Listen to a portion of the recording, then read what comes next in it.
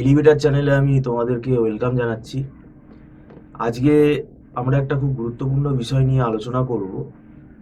আগামী বছর 2026 সালে যারা এমবিএতে অ্যাডমিশন নেবে, এর মধ্যে যারা আর্টস ব্যাকগ্রাউন্ডের স্টুডেন্ট আছো, এই আর্টস ব্যাকগ্রাউন্ড থেকে যারা পড়ছে, তাদের এমবিএতে অ্যাডমিশনের পরে তাদের কি কি অসুবিধা হতে পারে, তাদের কিভাবে নিজেদেরকে প্রিপেয়ার করা উচিত, এবং একটা সম্পূর্ণ আলাদা একটা কোর্স, এর জন্য আগে থেকে কিভাবে মানে নিজেদেরকে প্রিপেয়ার করতে হবে, ম্যাথামেটিক্সের প্রয়োজনীয়তা কতটা, সেইটাও আমরা এখানে আলোচনা করব। আমাদের মধ্যে উপস্থিত আছেন মিস্টার সৌভিক দত্ত, আপনাকে ওয়েলকাম জানাচ্ছি। নমস্কার। আর্টস ব্যাকগ্রাউন্ড থেকে যারা আসছেন তাদের কতটা মানে কি কি বিষয়ে তাদেরকে সতর্ক থাকা উচিত বলে আপনার মনে করেন এমবিএ পড়ার জন্য আগে থেকে?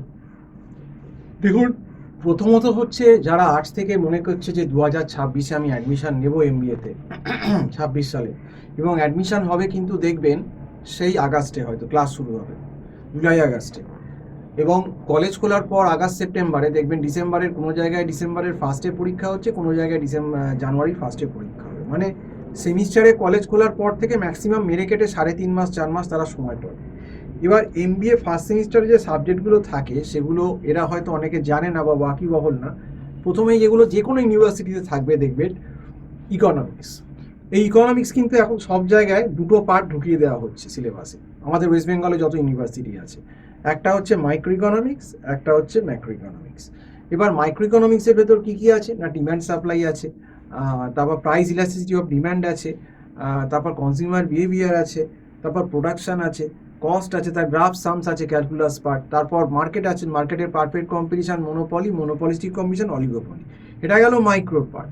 এবং ম্যাক্রো ইকোনমিক্সের ভেতর ন্যাশনাল ইনকাম, তারপর সিম্পল কেনশিয়ান মডেলের মাল্টিপ্লায়ারগুলো, ইনভেস্টমেন্ট মাল্টিপ্লায়ার, তারপর government expenditure multiplier, tax cut multiplier, balance budget multiplier, এবং আইএসএলএম মডেলেরও এই মাল্টিপ্লায়ারগুলো রয়েছে। এছাড়াও inflation, balance of payment, balance of trade, international trade, এই আরও চ্যাপ্টার কতগুলো আছে। তো এই যে ইকোনমিক্স যে সিলেবাসটা, কারিকুলামটা এমবিএতে পার্টিকুলারলি আছে, এটা পুরোপুরি গ্রাফ এবং কিছুটা ইকোনমিক্সের ক্যালকুলাসের সামস থাকবে। গ্রাফগুলো নইলে ডিরাইভ করতে পারবে না, গ্রাফের স্লোপগুলো যদি সে ক্যালকুলাস না জানে, ম্যাথসের বেসিক ক্যালকুলাসটা সে কিন্তু স্টুডেন্ট করতে পারবে না। এবং মাইক্রো মিলে একটা হিউজ সিলেবাস, এই সিলেবাস শেষ করতে 7 মাস 8 মাস সময় লাগে। এবং যেহেতু আর্টসের স্টুডেন্টদের কোনো রকম কোনো ম্যাথসের ক্যালকুলাস সম্বন্ধে বা ইকোনমিক্স সম্বন্ধে আইডিয়া আছে, এরা সব থেকে বেশি বিপদে পড়বে এই ইকোনমিক্স সাবজেক্টে প্রথমে। এবং এই কারণে যদি এখন থেকে এরা কোনো প্রাইভেট টিউটার না নেয়, গাইড, যারা একটু ফ্রি আছে আর কি, মানে যারা বসে আছে এখন হয়তো 2026-এ ভাবছে আমরা এমবিএটা করবো কিন্তু বসে আছে, তারা সব থেকে বেশি কিন্তু মুশকিলে পড়বে। তো সেই জন্য আমি এদেরকে আগেই বলবো যে তোমরা কোনো প্রফেশনাল টিচার নাও। আমাদের এখানেও ক্লাস হয়, আমাদের এখানেও গুগল মিট প্ল্যাটফর্মে অনলাইনে ক্লাস হয়। আমারও নাম্বার এখানে দেওয়া আছে 9831044518। আমার সঙ্গে কথা বলতে পারবে ক্লাসের ব্যাপারে।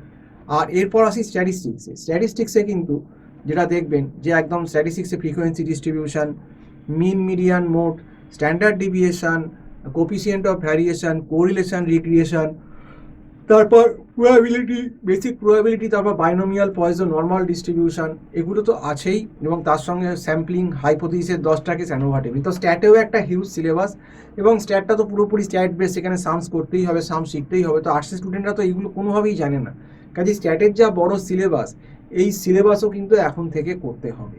এবং তার সঙ্গে ইউনিভার্সিটিগুলো যেটা আরও অ্যাডিশন করেছে সেটা হচ্ছে অ্যাকাউন্টস পেপার। ক্যালকাটা ইউনিভার্সিটি বলুন, ম্যাকআউট বলুন, অনেক জায়গাতে অ্যাকাউন্টসটা ফার্স্ট সেমে দিচ্ছে, কাজে এদেরকে অ্যাকাউন্টসও শিখতে হবে। এবং তার সঙ্গে তো আদার লয়ের paper, business organisation behaviour, communication, এগুলো আছে। তো একটা বিশাল চাপের ব্যাপার সৃষ্টি হচ্ছে। তো এই মুহূর্তে যারা ফ্রি আছে, আমি তাদেরকে এটাই অ্যাডভাইস করব যে তোমরা কিন্তু এখন থেকেই এমবিএর যে সেমিস্টারের ক্লাস, ইকোনমিক্স, স্ট্যাট এবং অ্যাকাউন্টস, এগুলো শুরু করে দাও। তাহলে কিন্তু অনেকটা এগিয়ে থাকবে, সুবিধা হবে, ধরতে পারবে কলেজ করলে।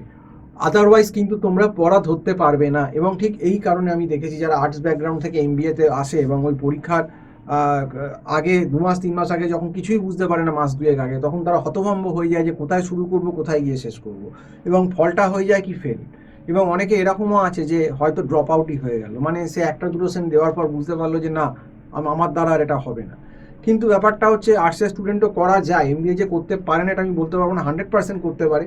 কিন্তু তাকে আগে প্রিকশন নিয়ে চলতে হবে, তাকে আগে থেকে টিচার নিতে হবে, তাকে আগে থেকে পড়াশুনো করতে হবে, তাকে বুঝতে হবে যে এই জিনিসগুলো কিন্তু এই কলেজ যতই টাকা নিয়ে নিক, কলেজ টাকা নিয়ে খালাস, তার থেকে পকেটে টাকা ভরে নিল, কিন্তু এবার স্টুডেন্ট ফেল করবে পাস করবে, সে কলেজ বলুন বা ইউনিভার্সিটি বলুন কারোরই কোনো দায় নেই। কাজে নিজের ভালোটা নিজেকেই স্টুডেন্টকে বুঝতে হবে। এবং এই আর্টসের স্টুডেন্টরা যারা এমবিএ করতে আসছেন 100বার আসুন, খুব ভালো উদ্যোগ আমি বলবো।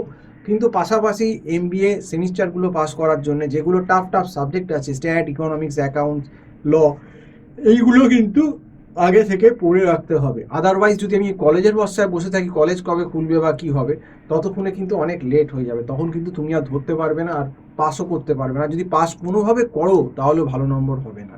তো সেই জন্যই ওয়ার্ন করে দিচ্ছি, যারা তোমরা 2026-এ তুমি এমবিএতে অ্যাডমিশন নিতে যাচ্ছ, আর্টস ব্যাকগ্রাউন্ড আছো, তোমরা কিন্তু বি কেয়ারফুল।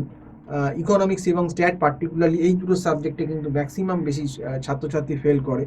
এই জন্য তোমাদেরকে বলবো যে এই দুটো সাবজেক্টে ফোকাস করো, এই দুটো সাবজেক্টে আগে টিউশন করো, এবং তার হয়তো মার্চ এপ্রিল মে থেকে অ্যাকাউন্টসটা করলে তাও হয়ে যাবে, কিন্তু এই স্ট্যাট আর ইকোনমিক্সের সব থেকে বেশি সিলেবাস, এই দুটো কিন্তু জানুয়ারি মাস থেকেই 2026-এ করা উচিত বলে আমার মনে হয়। কারণ আমরা চাই না যে কোনো ছাত্রছাত্রী পড়তে এসে ফার্স্ট সেমিস্টারই সাপ্লি খেয়ে যাক।